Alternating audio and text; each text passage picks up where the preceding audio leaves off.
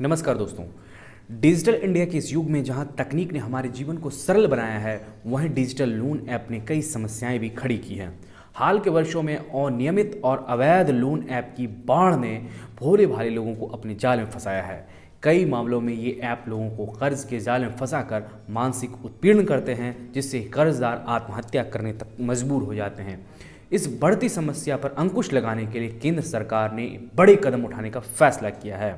दर्शकों, digital loan app की लोकप्रियता तेजी से बढ़ी है, लेकिन इसके साथ साथ धोखाधड़ी और शोषण के मामले भी सामने आए हैं। इन ऐप्स के जरिए आसान और त्वरित लोन देने का वादा किया जाता है, लेकिन इसकी शर्तें इतनी कठोर होती हैं कि कर्जदार चुकाने में असमर्थ हो जाता है।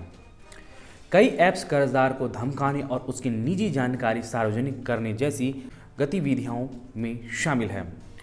कर्ज न चुका पाने की स्थिति में कर्जदारों के आत्महत्या करने के कई मामले सामने आए हैं। अनपढ़ और गरीब लोग सबसे ज़्यादा इन ऐप्स के शिकार हुए हैं। वहीं सरकार इस पर एक बड़ा कदम उठाने जा रही है। वित्त मंत्रालय ने इस समस्या को जड़ से खत्म करने के लिए कई महत्वपूर्ण कदम उठाए हैं। पहला है कानून बनाने का प्रस्ताव। वित्त मंत्रालय ने अनियमित डिजिटल लोन गतिविधियों को रोकने के लिए एक मसौदा तैयार किया है। दूसरा है गैर जमानती अपराध। 1 करोड़ रुपए तक के अवैध लोन से जुड़े मामले को गैर जमानती अपराध की श्रेणी में रखा जाएगा। तीसरा, सख्त सजा। अवैध लोन ऐप के संचालक में शामिल लोगों को 3 से 10 साल तक की कठोर सजा और भारी जुर्माने का प्रावधान किया गया है।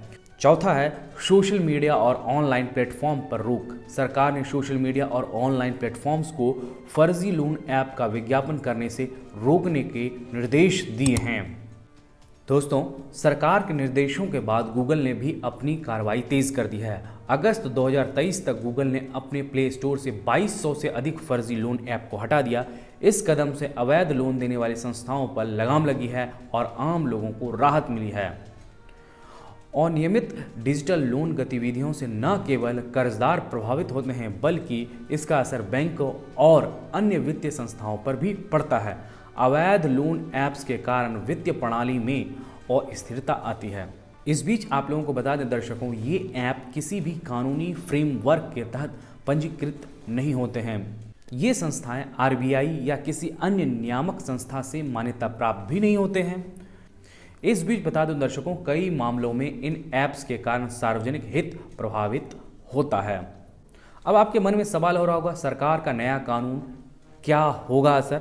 सरकार के इस कदम से फर्जी और अनियमित लोन ऐप्स पर लगाम लगेगा, आम जनता को राहत मिलेगा, गरीब और अनपढ़ लोगों को ऐसे ऐप से शोषण से मुक्ति मिलेगा।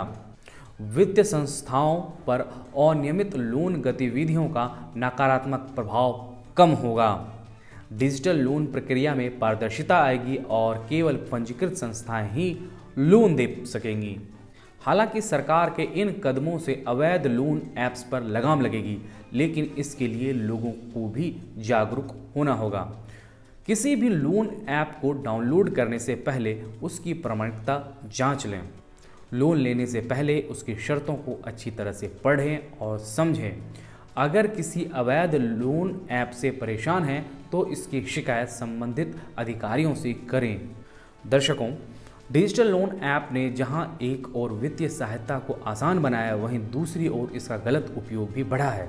सरकार के नए कानून और सख्त कदम इस समस्या को खत्म करने में महत्वपूर्ण भूमिका निभाएगी। साथ ही आम जनता को भी जागरूक और सतर्क रहना होगा, ताकि वे इन धोखेबाज ऐप्स के जाल में ना फंसें। बहरहाल दर्शकों, आपको हमारा ये इन्फॉर्मेटिव वीडियो कैसा लगा?